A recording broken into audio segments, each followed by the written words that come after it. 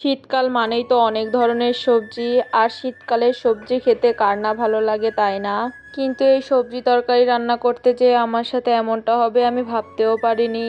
তো এই শীতকালে সবজি তরকারি রান্না করার সময় আমার সাথে কি ঘটেছে আমি আজকে তোমাদের সাথে এটাই শেয়ার করব। না টেনে ফুল ভিডিওটা তোমরা দেখতে থাকো। এই সবজি তরকারি রান্না করার জন্য আমি প্রথমে একটা কড়াইয়ের মধ্যে তেল দিয়ে গরম করে নিচ্ছিলাম। এখানে আমার ভুলটা হয়েছিল, একদিন এই কড়াইতে রান্না না করার কারণে এমনটা হবে তা আমি বুঝতেই পারিনি। মাছ ভাজার জন্য আমি প্রত্যেকটা মাছ কড়াইয়ের মধ্যে দিয়ে দিচ্ছিলাম, কিন্তু আমি বুঝতে পারিনি যে মাছগুলো কড়াইতে এইভাবে লেগে যাবে। তো মাছগুলো দিয়ে আমি ভালোভাবে ভেজে নিচ্ছিলাম, কিন্তু যখনই আমি এই মাছটাকে উল্টে দিচ্ছিলাম তখনই দেখছিলাম মাছগুলো ভেঙে ভেঙে যাচ্ছে। নতুন কড়াই হওয়ার কারণে মাছগুলো কড়াইয়ের সাথে লেগে যাচ্ছিল। আমার রান্না করার সময় আগে কখনো এমনটা হয়নি, কিন্তু আজকে এমন হবে ভাবতেও পারিনি। এইদিকে আমার মেশিনটা নষ্ট হয়ে গেছিল, তাই এটাকে ঠিক করে নিয়ে এসেছে, কিন্তু লোক এমনভাবে ঠিক করেছে তার ফিতাই আমি দিতে পারছিলাম না। রাগে আমি ফিতাটাই কেটে ফেলছি। যারা মেশিন ঠিক করে তাদের তো বোঝা উচিত ছিল যে এইভাবে ফিতাটা লাগালে ফিতাটা আর ঘুরবে না। তো যাক, কিছু করারই নেই, ফাইনালি আমি ফিতাটা কেটেই ফেলছি।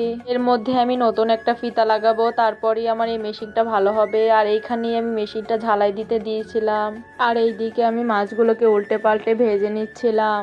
মাছগুলো আমি ভালোভাবে ভাজতে পারিনি কারণ মাছগুলো আমার প্রায় ভেঙে গেছিল, কিন্তু তারপরেও আমি মাছগুলোকে আস্তে আস্তে তোলার চেষ্টা করছিলাম, কিন্তু কোনোই লাভ হচ্ছিল না। মাছগুলো অনেকটা নিচে লেগে যাওয়ার কারণে মাছগুলো ভেঙে গেছিল, তাই আমার একটু মন খারাপ হয়ে গেছিল।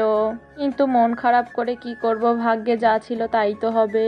ভেঙে যাওয়া মাছগুলোকে আমি ভালোভাবে ভেজে নিচ্ছিলাম। ভালোভাবে না ভেজে তরকারিতে মাছ দিলে আমি তরকারির মাছগুলো খেতে পারি না, তাই আমি অনেকটা মচমচা করে মাছগুলোকে ভেজে নিলাম। তো এইদিকে আমার মাছগুলো প্রায় ভাজা শেষ হয়ে গেছে। এখন আমি সবগুলো মাছগুলোকে একটা প্লেটে তুলে নেব। তুলে নেওয়ার পর এই কড়াতে আমি তরকারি রান্না করব, এর জন্য আমি পেঁয়াজ মরিচের কুচি দিয়ে নিলাম, এগুলোকে ভালোভাবে ভেজে নেব। আর এইদিকে কুমড়ার বড়িগুলোও ভেজে নিছিলাম। পেঁয়াজ মরিচগুলোকে একদম গোল্ডেন কালার করে ভেজে নেব। তারপরে মশলা কষানোর জন্য এর মধ্যে আমি কিছু পরিমাণ পানি দিয়ে নেব। পানি দিয়ে দেওয়ার পর এর মধ্যে আমি পরিমাণ মতো সব ধরনের মশলাগুলো দিয়ে নেব। বাটা মশলা দিয়ে দেওয়ার পরে এর মধ্যে আমি গুঁড়া মশলা দেব। এর মধ্যে আমি 1 চা চামচ মরিচের গুঁড়া আর 1 চামচ হলুদের গুঁড়া দিয়ে দিয়ে ভালোভাবে মিশিয়ে নিচ্ছিলাম। মশলাটাকে যত ভালোভাবে কষানো হয় তরকারিটা খেতে ততটাই ভালো লাগে। এরপরে আমি পরিমাণ মতো কিছু লবণ দিয়ে দিলাম, তোমরা তোমাদের স্বাদ মতো ইউজ করতে পারো। আমার মা সব সময় বলতো তরকারিটা নাকি যতটা কষানো হয় ততটাই সুস্বাদু লাগে, তাই আমি তরকারি রান্না করার সময় মশলাটাকে ভালোভাবে কষিয়ে নিই। তো তরকারিটা কষিয়ে নেওয়ার পর যখন উপর দিয়ে তেল ছিটে আসবে তখনই আমি সবজিগুলো সবগুলো দিয়ে দিব।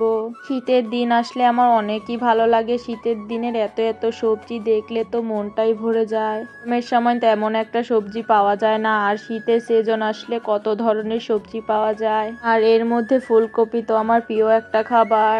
ছোটবেলায় যখনই বাড়িতে ফুলকপি রান্না করা হতো তখন আমার আর অন্য কিছুই ভালো লাগতো না, ফুলকপি হলে আমি পেট ভরে ভাত খেয়ে উঠে পড়তাম। এখনো সেম, এখনো আমি ফুলকপি হলে আর কিছুই খেতে চাই না। তো এইদিকে সবজিগুলোকে ভালোভাবে মশলার সাথে মিক্স করে ঢাকা দিয়ে দিলাম। কিছুক্ষণ পর ঢাকনাটা তুলে সবজিগুলোকে ভালোভাবে নেড়ে নেব। সবজিগুলোকে আমি মশলার সাথে অনেকটা ভালোভাবে কষিয়ে নেব। অনেকক্ষণ সময় ধরে কষালে ভেতরে সব ধরনের মশলা ঢুকে। তো মশলাটা কষিয়ে নেওয়ার পর এর মধ্যে আমি তরকারির ঝোল দিয়ে দেব। সবজি তরকারিতে আমার একটু ঝোল ঝোল হলেই ভালো লাগে। আমি ঝোল ছাড়া তরকারি তেমন একটা খেতে পারি না, তাই বাড়িতে যাই রান্না করি না কেন পাশে একটা ঝোল তরকারি তো রান্না করবই। এইদিকে বলক আসার পরে আমি এর মধ্যে মাছ আর কুমড়ার বড়িগুলো দিয়ে দিলাম। ওগুলো দিয়ে কিছুক্ষণ জাল করার পরে আমার তরকারিটা হয়ে যাবে। তোমাদের কাছে আমার ভিডিওটা ভালো লাগলে লাইক কমেন্ট শেয়ার করে দিও।